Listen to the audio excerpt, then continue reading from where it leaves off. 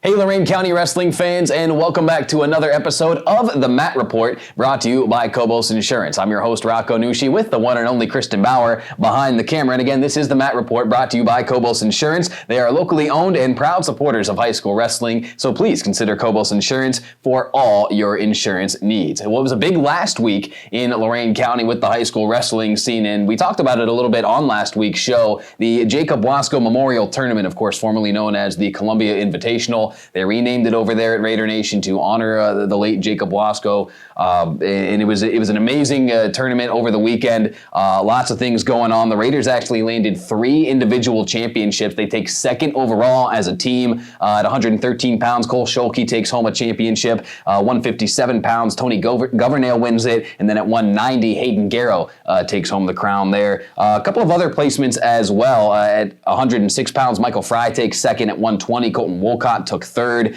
Bryce Bavalakwa at 114 pounds took third. Garrett Zutch at 165 took third. And then at 215 pounds, Derek Pepsin, he took second. So a really nice showing for Columbia at the Jacob Wasco Memorial Tournament. A big shout out to the Raiders for putting that thing on. But how about Midview? They were the big winners of the day. They took first overall as a team. They also claimed 3 individual titles at 144 pounds with Tyler Dye. His brother Austin Dye at 285 won the crown there. And then 150-pound champion was Hunter Anderson again for Midview. So a shout out to the Middies. Coach Paul Steele has his team wrestling well here at about the midway point of the season. They were first at the Jacob Wasco Memorial Tournament. Do want to give a big shout out to Ruben Pina Lorenzana of Firelands. A little bit earlier in the week, they had I believe it was a quad meet at Columbia, and Ruben, a guy we've talked about a number of times here on the show, he picked up what would be his 150th victory, so a big shout out to Ruben. He's still undefeated in Lorain County League action, folks. That's kind of insane here in his senior year. He has yet to lose a conference battle, so he could become the first Falcon to win 4 league titles and go undefeated in the conference for 4 years. So we'll see if Ruben can bring that feat home by the end of the season. The school record right now at Firelands for wins is 167. It's currently held by Peyton Bergdorf. So looking at the matches and events and tournaments that Ruben and Firelands have left, he will have a chance to break that by the end of the season. So very much looking forward to seeing how that one unfolds. Let's jump over to Elyria, a program that we haven't talked about a whole lot this year, which may be a bit of a surprise. Of course, first-year coach Armando Torres taking over for the retired Eric Burnett, who still hangs around the program a bit and gives Armando a little bit of help. But I had a very nice conversation earlier this afternoon, actually, with Armando, talking about what the season has been so far for him, kind of the different adjustments that he's had to make as a first-year head coach. And they had a pair of conference duels this past week that didn't quite go their way against Olmsted Falls and Berea Mid-Park. Elyria's been battling some illnesses and just trying to fill out the roster on a meet-by-meet basis, so they didn't do as well as they wanted there. Late December, they actually did pretty well at the Brecksville Holiday Invitational. So a shout out to the Pioneers there. But again, Olmsted Falls and Berea Mid-Park, they get the wins over Elyria this past week. But it's actually the Elyria girls that I want to give a huge shout out to. They had their first ever dual meet as a team, and they actually got a win as well over Berea Mid-Park. So a huge shout out to the Elyria girls. Coach Torres, again, in our conversation that I had with him, he was very, very praising towards them, saying they're trailblazers with what they're doing right now, and I don't disagree one bit. So a shout out to the Elyria girls again. Their first ever program duel, and they get the win as well over Berea Mid-Park. Sticking in the SWC at the top of the conference, just like basketball, Avon Lake at the top in wrestling as well. They are 3-0 in conference action right now.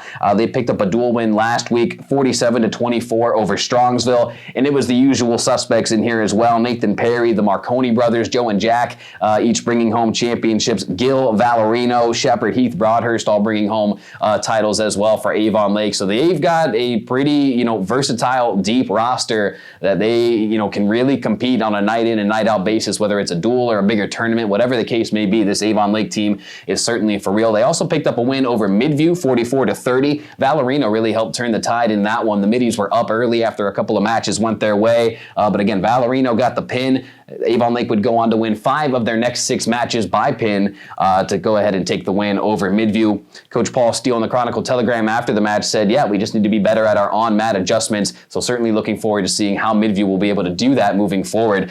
Coach Steele thinking his kids, they can compete with anybody in the state. Just got to make those adjustments a little bit better. And again, Scott Sedlick and his Avon Lake Shoremen 3-0 in conference action in the SWC. Looking quickly at some other results from last week as well. Black River took one over Brookside 48-23. Clearview also took a match over Brookside 54-15. Columbia knocked off Firelands in that 4-team meet, Columbia 48, Firelands 33. Columbia also knocked off Oberlin 72-12. Keystone picked up a win over Oberlin 57-12, and then Firelands also barely etched out Keystone 43-42. This one was interesting because it actually came down to a tiebreaker, which is based on your most first points. Firelands had 12 to Keystone 6, so Firelands, barely edging that one out over Keystone 43-42. A couple of results in the SWC as well. Amherst over Berea Mid-Park 41-31, and then Avon takes one over North Ridgeville 63-18. So shout out to Mark Jane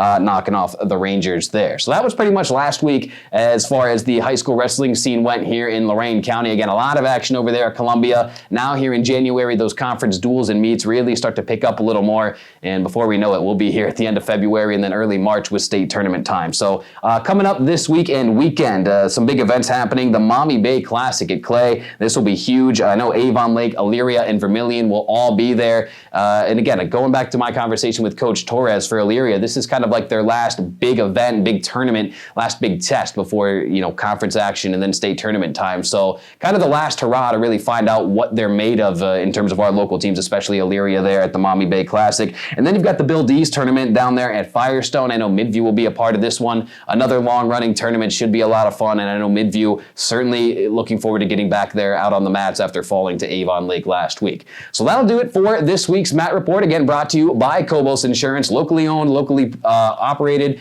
and proud supporters of high school wrestling. So please consider Cobos Insurance for all your insurance needs. So for Kristen Bauer behind the camera, I'm Rocco Nushi saying thank you for watching the Mat Report. We'll see you guys next week.